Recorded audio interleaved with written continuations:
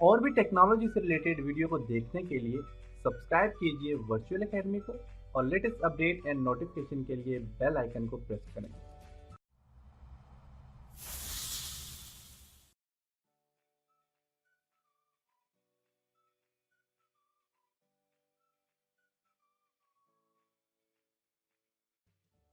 अस्सलाम वालेकुम dear students. आज के लेसन में हम ड्राइंग मेन्यू के ऊपर डिस्कस करेंगे। ड्राइंग में आज हमने शेप्स के ऊपर, अरेंज, क्विक स्टाइल्स, इन चीज़ों के ऊपर आज हमने काम करना है। ड्राइंग में सबसे पहले आपके पास शेप है। शेप में सबसे ऊपर आपके पास है टेक्स्ट बॉक्स। टेक्स्ट बॉक्स का फायदा क्या होता है कि अगर मैं यहाँ से फॉर एग्जांपल एक टेक्स्ट बॉक्स है मेरे पास, यहाँ पे मैं इस एरिया में भी एक टेक्स्ट बॉक्स इसी तरह इंसर्ट करना चाह रहा हूँ, तो मैं यहाँ से टेक्स्ट बॉक्स पे क्लिक करूंगा और यहाँ से यहाँ तक मैं ड्रैग करूंगा तो मेरे पास एक टेक्स्ट बॉक्स यहाँ पे देखिए एक और इंसर्ट हो चुके हैं। इसमें जो भी चीज़ आपने लिखनी है आप लिख सकते हैं। जैसे कि यहाँ पे लिखता हूँ इक्वल टू,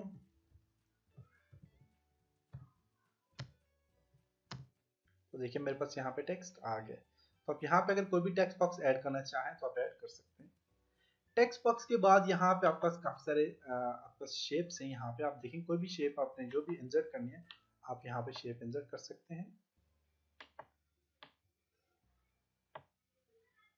शेप इंसर्ट करने के बाद आप शेप पे क्लिक करें और क्लिक करने के बाद आपके पास यहाँ पे एक फॉर्मेट का मेन्यू यहाँ पे आ जाता है। इस फॉर्मेट पे आप क्लिक करें।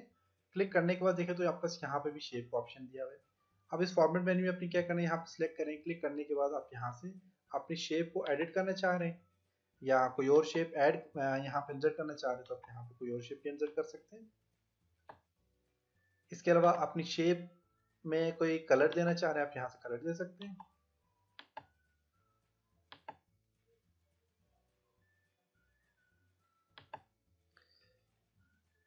शेप को एडिट करना चाह रहे हैं अपनी शेप को सिलेक्ट करें। जैसे कि शेप को मैं सिलेक्ट करता हूँ, एडिट शेप पे क्लिक करता हूँ और चेंज शेप पे क्लिक करके आप देखें आप अपनी इसी शेप को चेंज कर सकते हैं। इसके अलावा आप अपनी शेप को एडिट पॉइंट्स पे क्लिक करके आप इसके पॉइंट की मदद से इसको चेंज कर सकते हैं।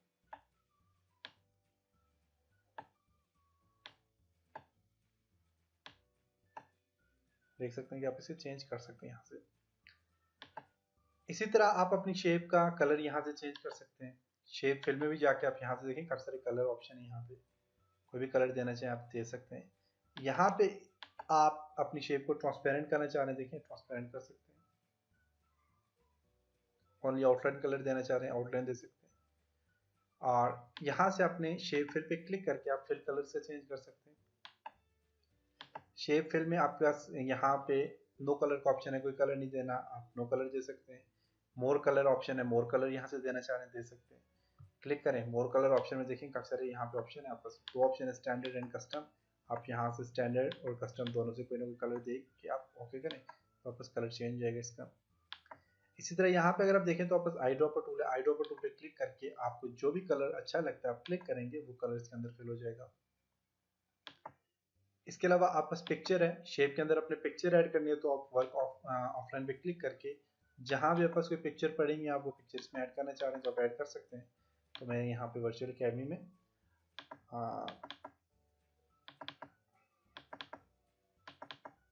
पिक्चर ऐड करता हूँ। देखिए यहाँ से पिक्चर ऐड हो चुकी है।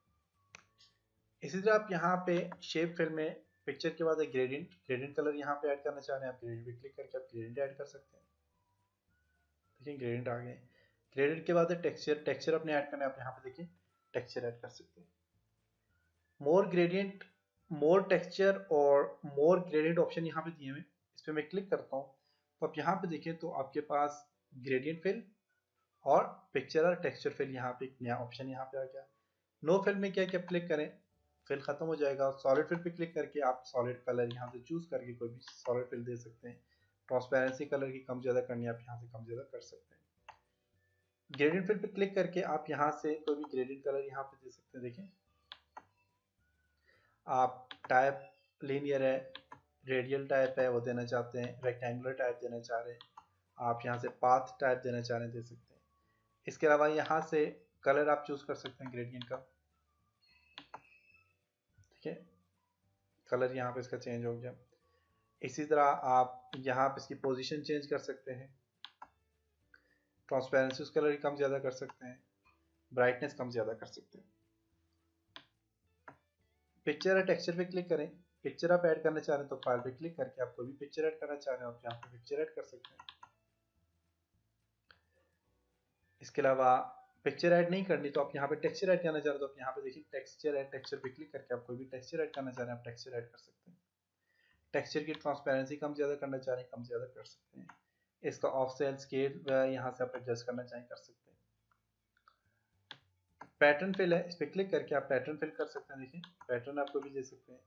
पैटर्न में आप बैकग्राउंड कलर यहाँ से चूज करें, फॉरग्राउंड कलर यहाँ से मैं ये चूज कर लेता हूँ और बैकग्राउंड कलर में यहाँ से ये वाला चूज कर लेता हूँ। तो देखिए आप पास यहाँ पे पैटर्न अप्लाई हो गया।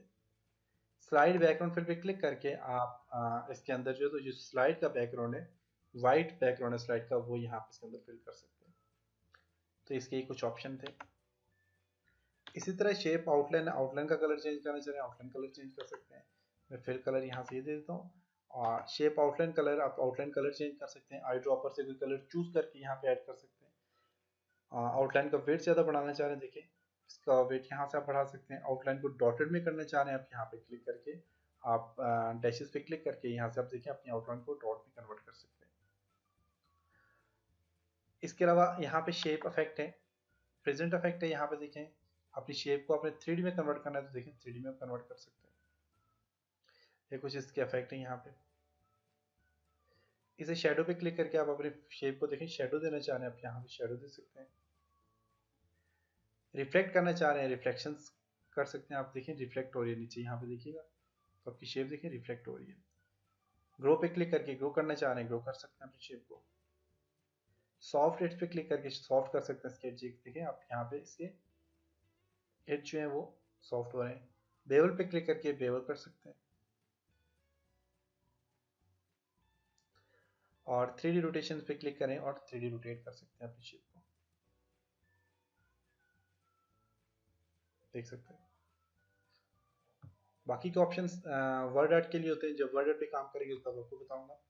इसके अलावा होम में जाके आप देखें तो होम में आपके पास है यहाँ पे अरेंजमेंट है, अपनी शेप के अरेंजमेंट। जैसे कि मेरे पास यहाँ पे शेप है, अब 3 शेप है, सबसे पीछे ये है फिर ये है फिर ये, आप बस 3 शेप से देख सकते हैं। अब इस शेप को मैं सबसे फ्रंट पे लाना चाह रहा हूँ तो मैं अरेंजमेंट पे क्लिक करके मैं इसे ब्रिंग इन फ्रंट पे क्लिक करता हूँ तो देखिए ये सबसे आगे आ गई है। इसी को सिलेक्ट किया हुआ है, इसी को मैं सेंड बैक पे क्लिक करता हूँ तो ये सबसे पीछे चल जाएगी।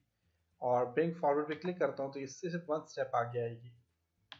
और इसी तरह यहाँ पे आप इसे ऑब्जेक्ट को ग्रुप करना चाह रहे हैं, अलाइन करना चाह रहे हैं सारी चीज़ें, तो यहाँ से ऑब्जेक्ट आपका ऑर्डर हो गया। यहाँ से ऑब्जेक्ट को ग्रुप में कन्वर्ट करना चाह रहे हैं तो मैं यहाँ से इसको सिलेक्ट करता हूँ, इसको सिलेक्ट करता हूँ। देखिए ये सारे के सारे ऑब्जेक्ट जो है अलग अलग सेलेक्ट किए हुए हैं, अलग अलग आप इन्हें मूव कर सकते हैं। मैं चाहता हूँ ग्रुप में कन्वर्ट हो जाए तो इसको सिलेक्ट किया और यहाँ से आप शिफ्ट को प्रेस करके दूसरे ऑब्जेक्ट को भी सिलेक्ट करें। देखिए दोनों ऑब्जेक्ट सिलेक्ट हो गए। शिफ्ट को प्रेस करके किसी और ऑब्जेक्ट को सिलेक्ट करना, देखिए तीनों ऑब्जेक्ट सिलेक्ट हो गए। तीनों को सिलेक्ट करने के बाद आप रेंज में जाएं और यहाँ से ग्रुप पे क्लिक करें। ये तीनों ऑब्जेक्ट देखिए एक ग्रुप में कन्वर्ट हो चुके हैं। इनको अनग्रुप करना है तो आप रेंज में जाके इनको अनग्रुप पे क्लिक करें तो ये सारे सारे अनग्रुप हो जाएंगे। अब देखिए अलग से मूव कर सकते हैं आप इनको। इसी तरह यहाँ पे अलाइन है, अलाइन इसको लेफ्ट करना चाह रहे सेंटर करना चाह रहे सेंटर में आ जाएगा, अलाइन हो जाएगा। इसको आप अलाइन जो है तो इसको मिडल करना चाह रहे हैं मिडल में हो जाएगा। अलाइन जो है तो आप इससे चाहते हैं जी बॉटम हो जाए तो बॉटम में चला जाएगा। तो आप यहाँ से अपने ऑब्जेक्ट को शेप को अलाइन कर सकते हैं।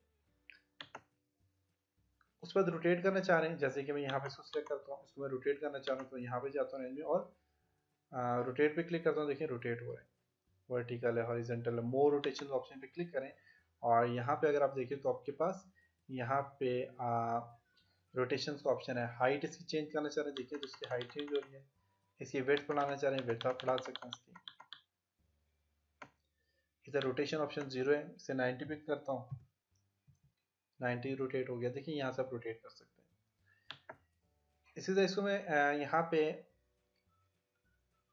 और यहाँ पे रोटेशन है, रोटेशन के बाद सिलेक्शन पैन पे क्लिक करें तो आपके पास यहाँ पे सिलेक्शन पैन में देखिए डाउन एरो पे मैं क्लिक करता हूँ तो देखिए ये हाइड हो गया। अनहाइड करना चाह रहे हैं अनहाइड हो जाएगा, क्लिक करें वापस आ जाएगा। ऑल 6 है, रेक्टेंगल है, टेक्स्ट बॉक्स है, सब टाइटल है, टाइटल है। इनको आप हाइड अनहाइड करना चाह रहे हैं अनहाइड कर सकते हैं। सेलेक्ट आल पे क्लिक करें, सारे के सारे सिलेक्ट हो जाएंगे। हाइड आल पे क्लिक करें, सारे के सारे हाइड हो जाएंगे। जैसे कि मैं सिर्फ इसको हाइड करता हूँ, देखिए ये हाइड हो गया है, हाइड हो गया, हाइड हो गया, हाइड हो गया, हाइड हो गया। शो ऑल पे क्लिक करता हूँ, सारे के सारे क्या हो जाएंगे, शो हो जाएंगे, देख सकते हैं। तो यहाँ पे शो ऑल का ये ऑप्शन था, मैंने सिलेक्ट ऑल मैंने यहाँ पे पढ़े तरी। तो show all and hide all पे क्लिक करें, सारे के सारे हाइड हो गए, शो ऑल पे क्लिक करें, सारे सारे वापस आ जाएंगे। तो ये था जी अरेंज का ऑप्शन, और आपके पास शेप और शेप से रिलेटेड फॉर्मेट टूल का ऑप्शन।